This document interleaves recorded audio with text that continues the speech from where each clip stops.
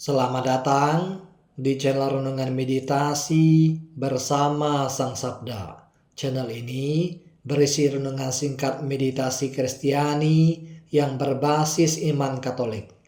Topik kita hari ini adalah miskin di hadapan Allah, jalan lepas bebas, dan kebahagiaan. Saudara-saudari, pernahkah kita merasa lelah mengejar sesuatu? Uang, pengakuan, keberhasilan, bahkan pengalaman rohani, namun setelah mendapatkannya, hati tetap tidak sungguh berbahagia. Kita hidup di dunia yang mengajarkan semakin banyak yang kita miliki, semakin kita berkuasa, semakin kita dikenal, dan semakin kita bahagia. Namun Injil hari ini memperlihatkan sesuatu yang sangat berbeda. Yesus justru menemukan kekuatannya bukan dalam memiliki, bukan dalam membuktikan diri, bukan dalam berkuasa, melainkan dalam ketidakberdayaan yang total di hadapan Allah. Hari ini kita merenungkan, apakah mungkin kebahagiaan sejati justru lahir dari lepas bebas? Untuk itu, mari kita dengarkan dulu Injil Matius 4 ayat 1-11. Maka Yesus dibawa oleh Roh ke padang gurun untuk dicobai iblis. Dan setelah berpuasa 40 hari dan 40 malam, akhirnya laparlah Yesus. Lalu datanglah si pencoba itu dan berkata kepadanya, "Jika engkau anak Allah, perintahkanlah supaya batu-batu ini menjadi roti." Tetapi Yesus menjawab, "Ada tertulis, manusia hidup bukan dari roti saja, tetapi dari setiap firman yang keluar dari mulut Allah." Kemudian iblis membawanya ke kota suci dan menempatkan dia di bubungan bait Allah, lalu berkata kepadanya, "Jika engkau anak Allah, jatuhkanlah dirimu ke bawah, sebab ada tertulis mengenai engkau, ia akan memerintahkan malaikat-malaikatnya, dan mereka akan menantang engkau di atas tangannya, supaya kakimu jangan terantuk kepada batu." Yesus berkata kepadanya, "Ada pula tertulis, janganlah engkau mencobai Tuhan Allahmu."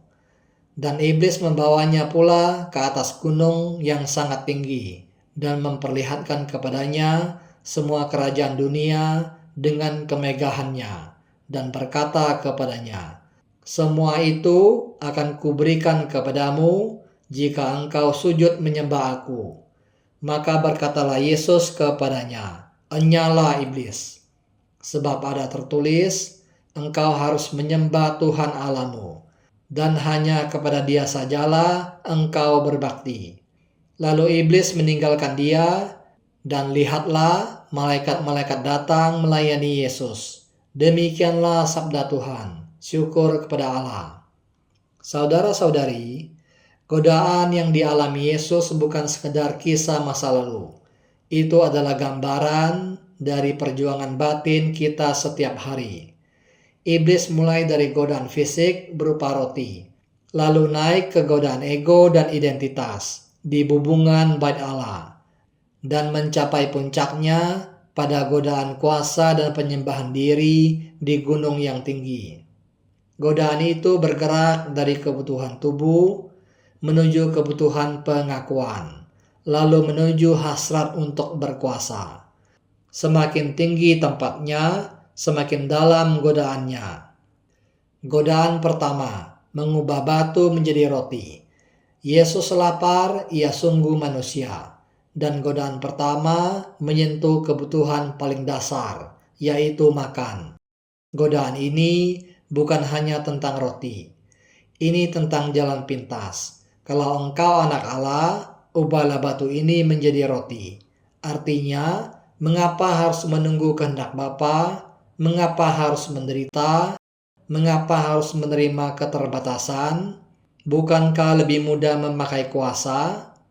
Inilah godaan kita juga. Kita ingin hasil tanpa proses.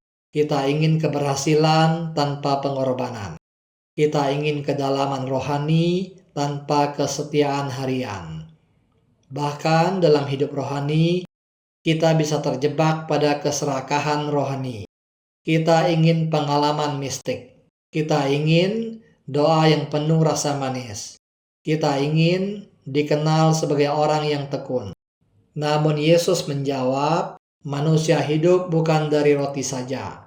Artinya, hidup tidak ditentukan oleh apa yang kita miliki. Hidup ditentukan oleh relasi dengan Allah. Kebahagiaan sejati lahir saat kita menerima keterbatasan kita dan tetap percaya. Lepas bebas pertama adalah lepas dari kebutuhan untuk selalu mendapatkan sesuatu. Godaan kedua, menjatuhkan diri dari hubungan bait Allah. Godaan kedua lebih halus. Jatuhkanlah dirimu ke bawah, supaya malaikat menantang engkau. Ini godaan untuk membuktikan diri, untuk dikagumi, dan untuk terlihat dari luar. Bukankah ini sangat manusiawi? Kita ingin diakui, kita ingin dihargai, dan kita ingin dipuji. Bahkan dalam hidup rohani, kita bisa tergoda untuk terlihat rohani. Berdoa supaya orang melihat, bersaksi supaya dikagumi, melayani supaya dihormati. Yesus menolak, ia tidak perlu membuktikan siapa dirinya. Identitasnya tidak bergantung pada tepuk tangan manusia. Lepas bebas kedua adalah lepas dari kebutuhan untuk diakui. Kebahagiaan tidak lahir dari pujian. Kebahagiaan lahir dari mengetahui bahwa kita dikasihi Bapa. Godaan ketiga, kekuasaan. Godaan terakhir adalah yang paling berbahaya. Semua kerajaan ini akan kuberikan kepadamu jika engkau sujud menyembah aku. Ini tentang kekuasaan. Haus akan kekuasaan tidak selalu berarti ingin jadi pemimpin negara. Ia bisa muncul dalam bentuk yang lebih kecil. Ingin mengendalikan pasangan. Ingin mengatur anak. Ingin menentukan hidup orang lain. Dan ingin merasa lebih rohani dari orang lain. Dalam doa pun bisa ada keinginan berkuasa. Berkuasa karena bisa membuat orang menangis. Berkuasa karena punya karunia tertentu. Berkuasa karena merasa dekat dengan Tuhan. Yesus berkata, engkau harus menyembah Tuhan Allahmu. Artinya, hanya Allah yang berkuasa. Lepas bebas ketiga adalah lepas dari keinginan untuk menguasai. Ketidakberdayaan di hadapan Allah justru adalah kekuatan sejati orang Kristiani. Semakin kita merasa kuat, semakin kita jauh dari kebahagiaan sejati. Dan semakin kita miskin di hadapan Allah, semakin kita damai. Menariknya, jika kita melihat catatan penginjil Lukas, setelah percobaan ini, Yesus kembali ke Nazaret, tempat ia dibesarkan. Di sana, ia membaca nubuat dari kitab Yesaya 61 ayat 1. Roh Tuhan Allah ada padaku, oleh karena Tuhan telah mengurapi aku. Ia telah mengutus aku untuk menyampaikan kabar baik kepada orang-orang sengsara dan merawat orang-orang yang rembuk hati, untuk memberitakan pembebasan kepada orang-orang tawanan dan kepada orang-orang yang terkurung kelepasan dari penjara.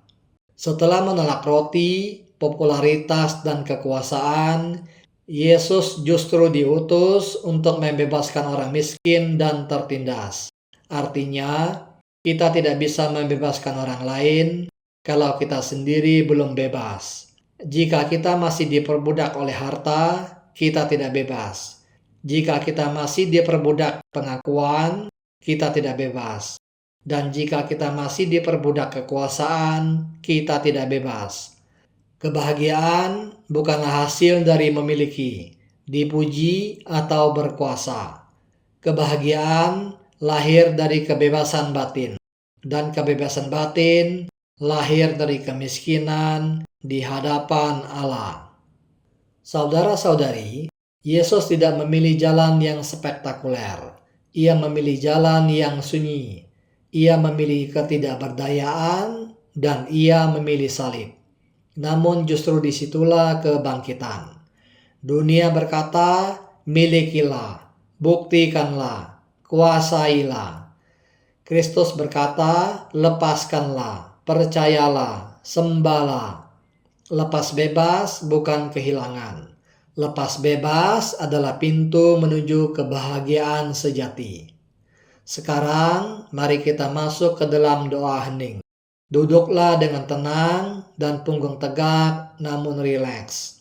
Letakkan tangan Anda di atas pangkuan kaki Anda sebagai tanda penyerahan.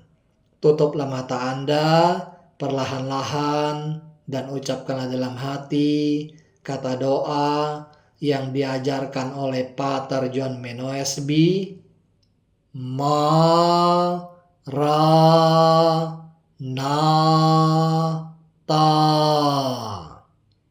Dengarkan kata doa itu saat Anda mengucapkannya perlahan-lahan dalam batin Anda. Biarkan setiap pengucapan mantra menjadi suatu pelepasan. Lepaskan kebutuhan untuk memiliki. Lepaskan kebutuhan untuk diakui. Dan lepaskan kebutuhan untuk menguasai. Jika Anda menyadari bahwa Anda telah melantur, kembalilah dengan rendah hati ke kata doa Anda. Di hadapan Allah, kita tidak perlu membuktikan apapun. Kita tidak perlu memiliki apapun. Kita tidak perlu menguasai apapun. Cukup hadir saja di hadapan Allah. Dan di dalam ketidakberdayaan itu, kita menemukan kebahagiaan sejati. Amin.